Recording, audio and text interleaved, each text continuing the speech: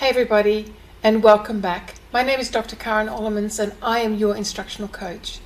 Today I want to talk to the teachers and educators amongst you. I want to talk about what a quality online education looks like. COVID-19 has caused a tremendous amount of stress amongst the teachers and my teaching colleagues out there. And that is because in a very short space of time, they have had to move all their teaching content, all their materials, everything online with very little guidance, little background, and very little know-how. I have been an online educator for a long time. In fact, I started my online education journey back in 1995 when I helped to move an undergraduate psychology course into the online space. I have had the opportunity to work both in the university sector, doing this work and supporting educators to move their courses online, as well as developing online education in schools. And I want to bring this expertise to you.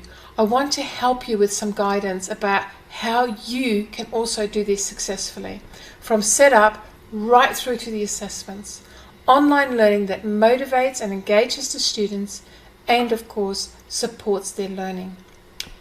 An exploration of the literature, and I'm going to talk about the literature because I have been a researcher in this space in that time as well. And the literature shows us that the literature of what quality online learning looks like shows us that good e-learning and student learning satisfaction, very importantly, comes through the inclusion of some key elements, beginning first of all with the educator's expertise and their support for the students in that learning environment. Now you might be sitting there saying, well, I don't have that expertise. You have the expertise as a teacher because you already are a teacher and an expert, and you know how to support the learning of your students. And I'm just going to show you how you can do that in an online space and do that well.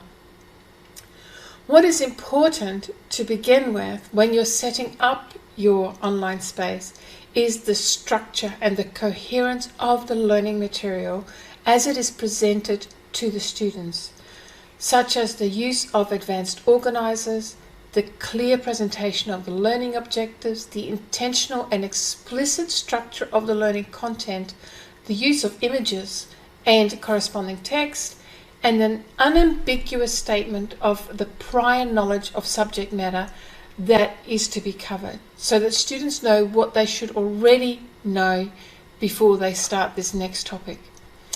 All with a focus on quality, not quantity. It is also really important to provide opportunities for the students to be challenged, to arouse their curiosity, and have choice through meaningful, self-regulated learning opportunities that stimulate the learning motivation. A well-structured e-learning environment should also include collaborative learning opportunities. That is, those ubiquitous communication channels with the peers and with their teachers. And finally, assessments should be clearly stated and constructively aligned with the learning outcomes.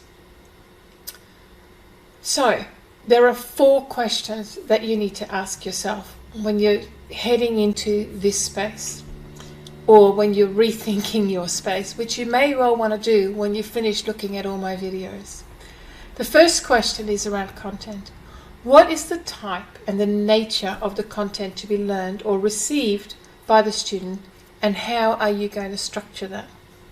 The second question is, what instructional strategies will be used for delivering the content, and how will your students engage with it? Now let me tell you that this is something that is often actually overlooked. There is an assumption that if I pop it online, the students are going to look at it. That doesn't happen. Let me tell you that straight away, right off the bat. You need to think about the instructional strategies that you're going to use to make the students engage with the learning content. Third question, what communication tool will be used between the student and you, the teacher? and between the students and the students. I talked last week when I was talking about social and emotional well-being for the students who are at home.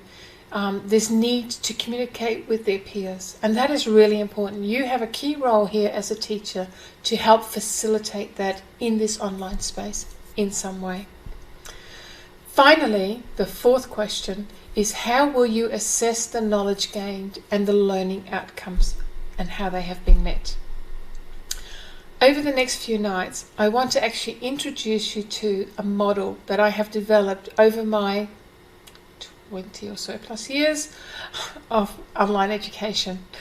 And this model is to help you develop your online educational space. It's what we might call a morphological model. So it's not hierarchical. It's where each of three modes of online learning, what I have termed foundational, interactive, and transformational, utilize those four core elements to produce four intentional student outcomes: the motivation to learn, engagement with the learning, satisfaction with the learning experience, and most importantly, learning.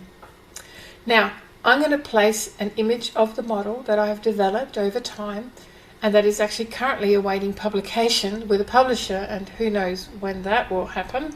And I'm going to place a copy of it on my Facebook page at Kairos CT. So go and have a look at it, and then I'm going to explain it, that model, over the next 3 nights.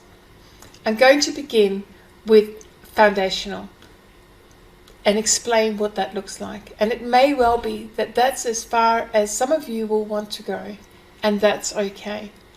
But I'll talk a bit more about that tomorrow night. So I'll see you then.